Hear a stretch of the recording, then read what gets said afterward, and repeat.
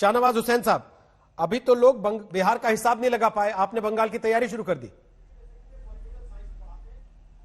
नहीं, बंगाल में हमारी लड़ाई बहुत पहले से चल रही है। बंगाल में पंचायत के चुनाव हुए तो पंचायत के जीते हुए लोगों को हमें लाकर झारखंड में रखना पड़ा। बंगाल में कोई व्यक्ति राजनीति करे उसकी जिंदगी दांव पे लग जाती है।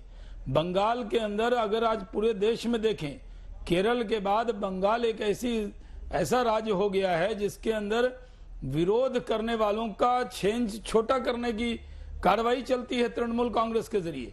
तृणमूल कांग्रेस के गुंडे, तृणमूल कांग्रेस के वर्कर, तृणमूल कांग्रेस के साथ मिली हुई पुलिस मिलकर योजनाबद्ध तरीके से वोटर लिस्ट लेकर भारतीय जनता पार्टी का जिसने झंडा लगाया उसके माथे पर मौत लिखने की योजना बनाने लगते हैं।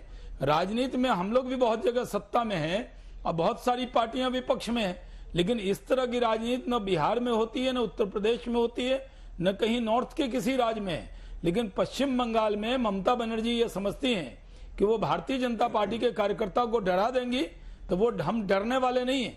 हमारे सैकड़ों कार्यकर्ताओं को मारकर टांग दिया गया है। हमारे सैकड़ों कार्यकर्ता ने अपनी प्राण की आहुति दे दी है, शहादत का जाम पी लिया है। बंगाल की लड़ाई रोहित जी एकदम अलग तरीके से है। मैं बंगाल बहुत जाता रहा हूं। मैं किशनगंज में बंगाल के बॉर्डर पर वो देखा, बहुत शांति प्रिय इलाका था। जो काम कम्युनिस्ट पार्टी के लोग नहीं करते थे उससे ज्यादा बुरा काम जितने कम्युनिस्ट पार्टी के टाइम में जो गुंडा तत्व थे वो तृणमूल कांग्रेस में चले गए। और उसके बाद ममता बनर्जी की यहाँ बैठकर योजना बनती है, उनके मंत्री, उनके पुलिस के कमिश्नर बैठकर योजना बनाते हैं। जब प्रधानमंत्री की सभा होती है उसको डिस्टर्ब करना, अमित शाह जी की सभा को डिस्टर्ब करना, राजनीति इस तरह की होती है। एक अभी आपने स्वागत राय को सुना, उन्होंने कहा ट्रेन में चलती में भी कोई मर जाता है तो ये अपनी मुहर लगा देते हैं उस पर बीजेपी वाले कि नहीं नहीं ये तो हमारा आदमी था।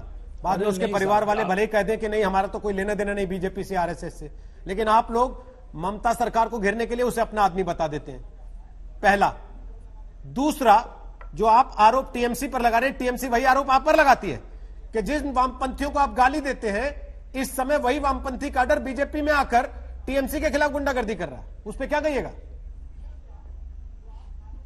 नहीं, मैंने तो आपको पहले ही कहा रोहित जी, बिहार के बाद मैं बंगाल को बहुत अच्छे से समझता हूं, बहुत जाता रहा हूं। मैं जब युवा मोर्चा में था तब से पश्चिम बंगाल जाता आता रहा हूं। भागलपुर हो या किशनगंज बंगाल के बॉर्डर पे ही आता है। और बंगाल के लोग भी मुझे अच्छे से जानते हैं, टीएमसी के नेताओं को भी मालूम है ये बात कि जब ममता जी हमारे साथ थी तो वो हमारे साथ ही कैंपेन के लिए जाती थी और पूरे नॉर्थ बंगाल में तब हम साथ में थे। हम अच्छे से जानते हैं वो क्या कर रहे हैं। मैं आपको बता दूं, ये सिर्फ जवाब थोथा तर्क है जो वो लोग हमें दे रहे हैं। आप ये बताइए, पंचायत के चुनाव में आपने कई प्रोग्राम उस पर किए थे, पंचायत के चुनाव में हमारे कितने वर्कर की हत्या हुई, उसके बाद क्या हाल हुआ? लोकसभा के चुनाव में ये लोग क्या दावा करते थे? जनता इनके बहुत खिलाफ है। पब्लिक में ये सिर्फ तुष्टीकरण की बात, ये सिर्फ एक धर्म समुदाय को सिर्फ ध्यान रखना और बाकी सबकी उपेक्षा कर देना, जो लोग विरोध की आवाज है उसको दबा देना, वहां पर योजनाबद्ध तरीके से दंगे कराना, लोगों को डरा देना, ये काम है। हमारा काम नहीं है। भारतीय जनता पार्टी पूरे देश में राजनीति करती है, हम जहां हुकूमत में हैं, ठीक है, हम किसी को डराने का काम नहीं करते हैं। राजनीति में विरोध होता है, लेकिन इस तरह का किसी की जान ले लेना ये कैसा विरोध है? ठीक है।